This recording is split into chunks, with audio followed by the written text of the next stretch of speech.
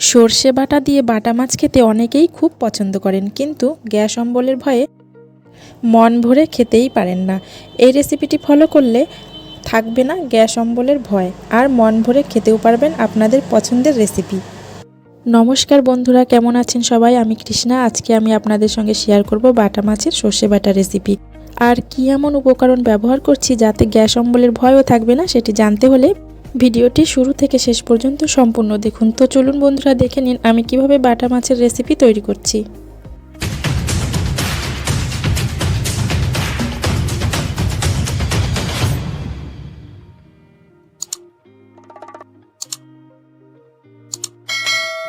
আমি 4টে বাটা মাছ নিয়ে নিয়েছি। মাছগুলো প্রথমে কেটে ধুয়ে পরিষ্কার করে নেব। মাছগুলো কেটে ধুয়ে ভালো করে পরিষ্কার করে নিয়েছি। এবার প্রথমে মাছ ভেজে নিতে হবে, সেই জন্য দিয়ে দিচ্ছি লবণ আর দিয়ে দেব হলুদ গুঁড়ো। লবণ আর হলুদ গুঁড়ো দিয়ে মাছগুলো ভালোভাবে মেখে নেব। মাছের গায়ে ভালোভাবে লবণ হলুদ মাখিয়ে নিয়েছি। মাছগুলো ভেজে নেওয়ার জন্য একটা কড়াই বসিয়ে দিয়েছি। কড়াই গরম হয়ে গেছে, কড়াইতে দিয়ে দিচ্ছি সর্ষের তেল। তেল ভালোভাবে গরম হয়ে গেছে, এখন মাছগুলো ভেজে নেব। মাছগুলো খুব বেশি কড়া করে ভাজার দরকার হবে না, একটু হালকা করে ভেজে নিলেই হবে। একটা সাইড ভেজে নেওয়া হয়ে গেছে, এখন পাল্টে দেব। মাছগুলো দু সাইডই হালকা করে আমি ভেজে নিয়েছি, এবার তুলে নেব। এই তেলেই আমি রান্নাটা করে নেব। ফোড়নের জন্য দিয়ে দিচ্ছি কালো জিরে। তেলের মধ্যে দিয়ে দিলাম একটু লবণ। এবার দিয়ে দেব একটু হলুদ গুঁড়ো। আমি লবণ আর হলুদ গুঁড়ো প্রথমেই দিয়ে দিলাম, কারণ যখন আমি মশলাটা কষাবো তেলের মধ্যে তখন ছিটে এদিকে ওদিকে যাবে না। এবার দিয়ে দিচ্ছি আমি হাফ টেবিল চামচ আদা বাটা। আদা বাটা দিয়ে একটু তেলের মধ্যে নেড়েচেড়ে ভেজে নেব। আদা বাটা তেলের মধ্যে দিয়ে একটু ভেজে নিয়েছি। এবার সামান্য একটু জল দিয়ে দিলাম।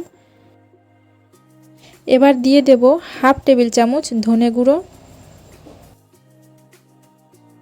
আর দিয়ে দেব হাফ টেবিল চামচ জিরে গুঁড়ো আর হাফ টেবিল চামচ লঙ্কা গুঁড়ো। এটা কিন্তু কাশ্মীরি লঙ্কা গুঁড়ো আমি দিইনি, আমি ঝাল লঙ্কা গুঁড়োই এখানে দিয়ে দিলাম। এবার ভালোভাবে মশলাটা নেড়েচেড়ে কষিয়ে নেব।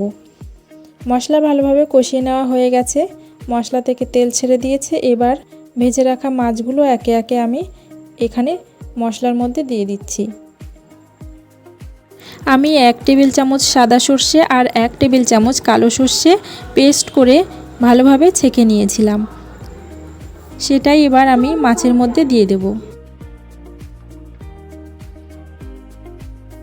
আর দিয়ে দেব সামান্য একটু জল। আপনারা গ্রেভিটা পাতলা করতে চাইলে একটু বেশি জল দেবেন, আমি বেশি গ্রেভি রাখবো না, ওই জন্য কম জল দিলাম। দিয়ে দিলাম 4টে চেরা কাঁচা লঙ্কা। এবার ঢাকনা দিয়ে ঢেকে 5 মিনিট মতো রান্না করে নেব। 5 মিনিট পর ঢাকনাটা তুলে দেখব কেমন হলো।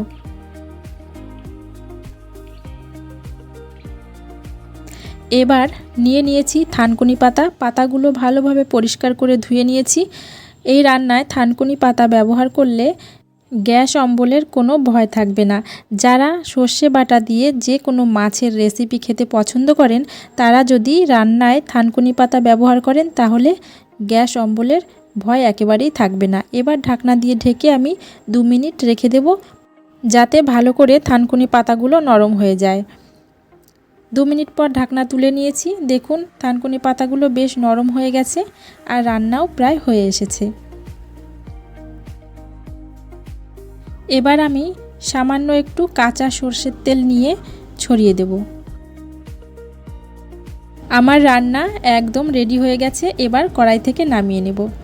তো বন্ধুরা, এই ছিল আমার বাটা মাছের সর্ষে বাটা রেসিপিটি আপনাদের কেমন লেগেছে কমেন্টের মাধ্যমে অবশ্যই জানাবেন। আর এইভাবে থানকুনি পাতা ব্যবহার করবেন রান্নাতে, তাহলে গ্যাস অম্বলের কোনো ভয় থাকবে না। আপনারা মন ভরে সর্ষে বাটা দিয়ে বাটা মাছের এই রেসিপিটি খেতে পারবেন। তো বন্ধুরা, ভিডিওটি ভালো লাগলে একটি লাইক করবেন, শেয়ার করবেন আর আমার চ্যানেলটিকে সাবস্ক্রাইব করতে ভুলবেন না কিন্তু। পাশে থাকা বেল আইকনটি অন করে রাখুন, যাতে আমার দেওয়া নতুন নতুন ভিডিও সবার আগে আপনাদের কাছে পৌঁছে যায়। সবাই ভালো থাকবেন, সুস্থ থাকবেন। ধন্যবাদ।